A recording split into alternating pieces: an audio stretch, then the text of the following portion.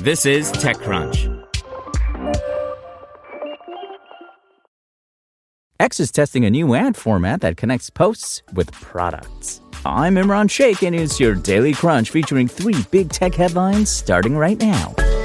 Nintendo filed a lawsuit against the U.S. government on Friday over its extraction of tariffs from global businesses. Now, the gaming giant is seeking a refund for any duties it paid due to President Donald Trump's executive orders that invoke the International Emergency Economic Powers Act.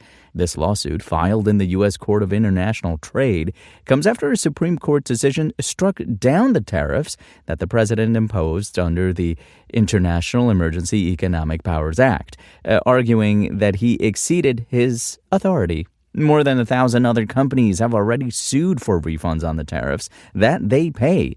According to Nintendo's complaint, viewed by TechCrunch, these tariffs have resulted in the collection of over $200 billion on imports in total. We can confirm that we have filed a request, Nintendo told TechCrunch in a statement. It continued, "We have nothing else to share on the topic." In response to the Supreme Court's decision, which he called extraordinarily anti-American, President Trump raised tariffs from 10 to 15%. Now, 24 states have sued to argue that the president has once again overstepped the limits of his power by making this change.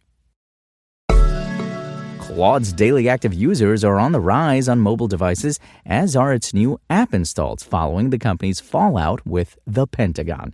Now, after Anthropic CEO Dario Amodei refused to allow the government to use its AI systems for mass surveillance of Americans or to power fully autonomous weapons a la Skynet, the AI model provider behind Claude was marked as a supply chain risk.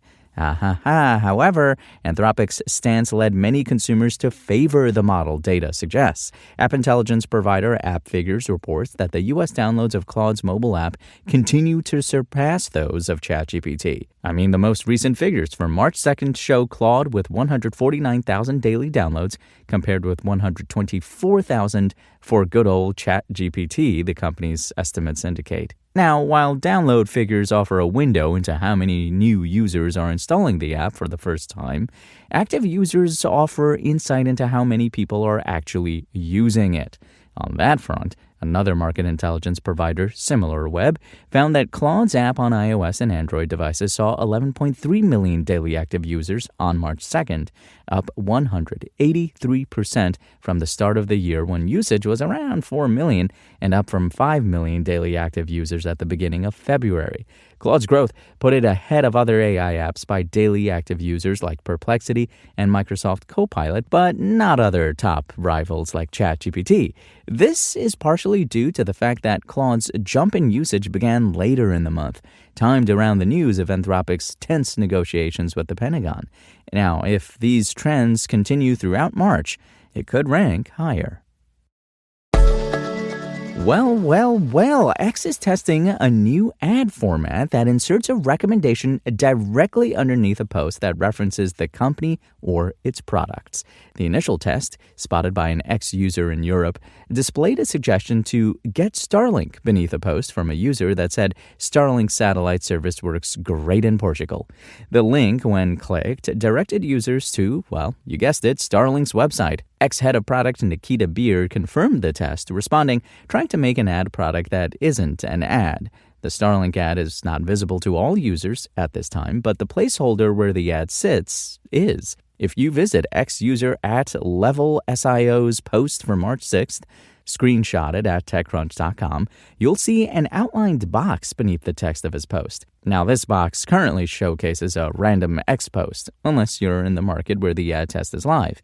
In places where the ad displays, several commenters noticed the new addition. The test follows news earlier this week that the company is rolling out paid partnership labels for creators. The labels can be applied to posts to comply with regulations around social media advertising, instead of requiring creators to use a hashtag like ad or paid partnership. Well, if creator-sponsored posts were to be combined with an embedded link to an advertiser like the one being tested, X could potentially attract more marketers to the platform. That could boost creators' use of the app, allowing it to better compete against larger social networks favored by creators like Instagram, YouTube, and TikTok.